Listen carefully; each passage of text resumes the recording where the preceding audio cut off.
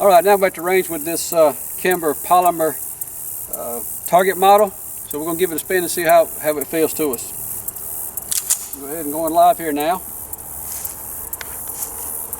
Alrighty.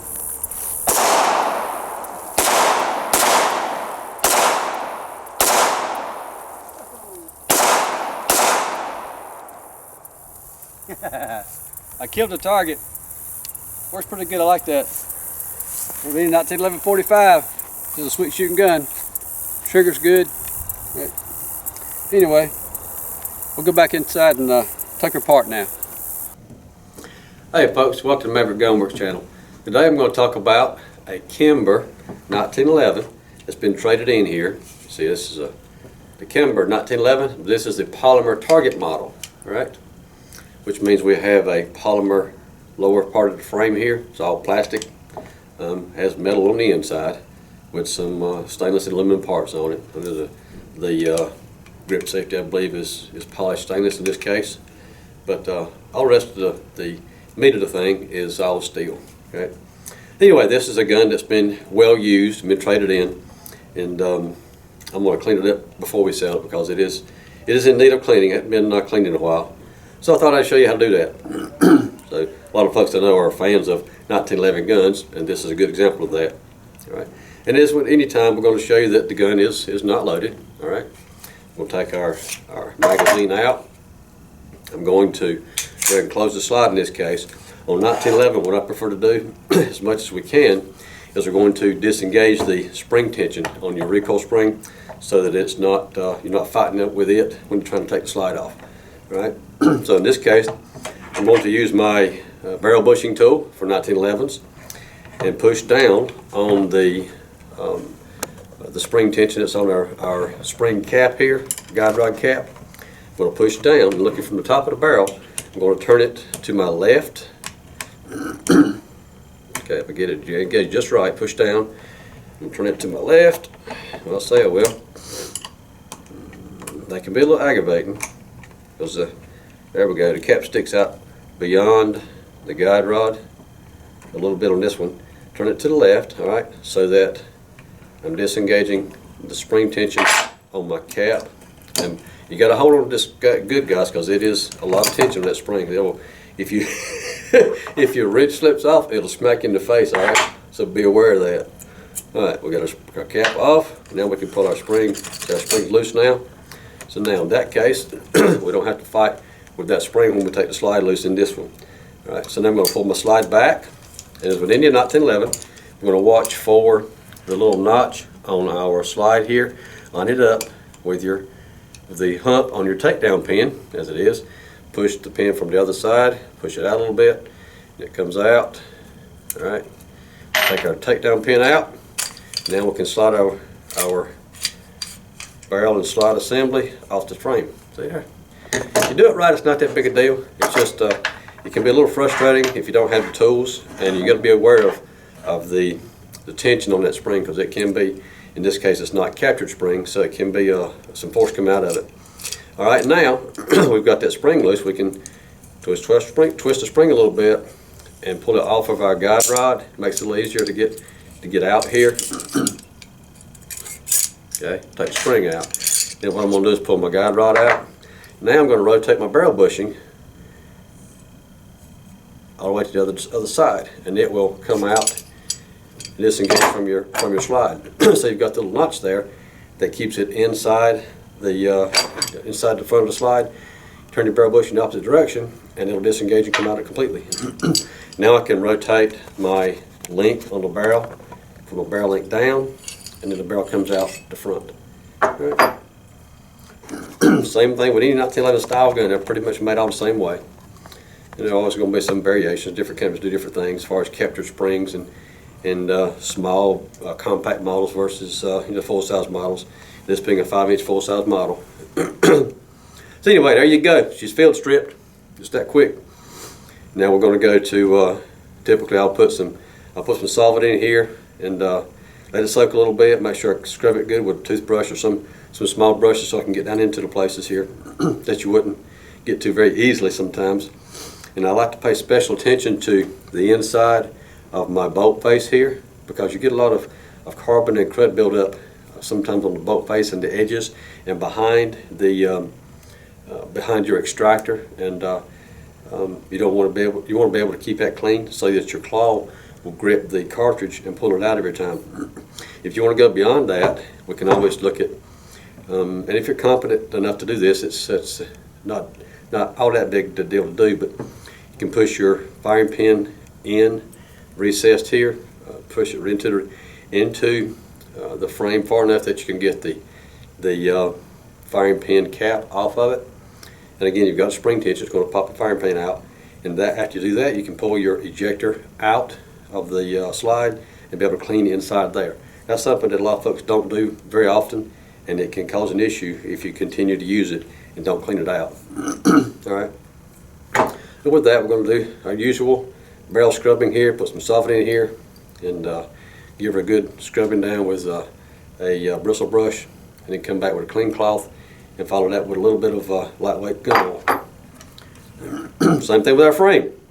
All right, we want to make sure we pay attention to the tracks where the slide is going to be moving on, the what parts you can get to with the trigger and sear mechanism, your feed ramp, clean all that up good, a little bit of lube back on it, and ready to put it back together. If you want to go beyond that, we can do another video sometime maybe. I don't know if I've ever done that one, where we literally take the gun completely apart. And I should probably do that sometime. We'll go from here, go to the next steps, and take the gun completely down. I'll show you that sometime soon. All right. So anyway, with that being the case, we can stick it back together now, and we'll put our barrel back in. We have to have our barrel link laying down so to go back inside the frame. Once we get it inside the frame, all the way completely engaged into the locking lugs there, we can rotate our barrel link up, all right, and we're going to replace our barrel bushing, put it back in with our notch in line so that it goes completely into the recess here inside your slide. Rotate it from looking at the nose over here. We'll rotate it to the right slightly so that it comes out that way. So we'll rotate it back to the left. All right, so now it stays in. Then we have clearance to get our guide rod and our spring back in. So now I'm going to put my guide rod in and paying attention to the arc that is on the guide rod so that we have it facing the barrel. Lay that down here just like that. And we'll take our recoil spring, and we'll put my recoil spring in with the captured end or wound up end. I want it to face onto my guide rod so that the loose end of the coil, you see the coil is very different on this end versus the other end. Personally, I like to use the loose ends inside my retainer cap so that it's don't have a possibility of hanging up on anything. Okay. And also this stays on the guide rod much better that way. So slip it over, get a little shoulder on your guide rod, just kind of twist it and you'll get it right up on your shoulder. Okay, now we're ready to go. Ready to go put it back together. Now we'll put it back together, make sure that your barrel is completely engaged as far as it can go into the slide. I'm going to hold my guide rod tight up against the barrel and the locking lug on the bottom, and also make sure that your link, the barrel link, is hanging down so that you can see it through the hole in your frame. When it lines up in the hole in the frame, that's where you want to put your pin back in. Okay, now with a little bit of wiggle, get it just right. And as I look through the frame, I'm watching for the barrel link when it lines up with the hole. I'm not sure if you can see that, but you'll be able to see the barrel link as it comes past the hole in the frame. So once that lines up with the hole exposed, you take your takedown pin, put it back through. Now you've got your barrel link in the place where it should be. Now we can pull our slide back, line up our notch in the slide with our takedown pin, and push our takedown pin all the way in, and pull our slide forward. Now this is probably the most aggravating part for some folks. If you don't have the 1911 barrel bushing tool, I suggest it would probably benefit you to buy one. You can do this without the tool here. You can use a punch to hold it down, use a screwdriver. It's just a little bit easier typically to have the right tool for the job. What I'm going to do now, push my spring cap down into the frame. And with this one, it has a ledge, so I can hold the edge of it. I'm just going to use this to hold my edge down to get my barrel bushing rotated to hold the spring in place. Okay. Now I can put the tool on top of the barrel bushing, push down on my spring. I catch it just right. Okay, rotate it until it clicks, and now you got it back in place. Just that quick. And you can do that without the tool. Yes, just it can be a little bit more frustrating if you hold it just right. You can catch it that way. Okay. But there you go. That was film stripping and cleaning on the Kimber 1911. So, anyway, hope that gives you some idea of how to take one down.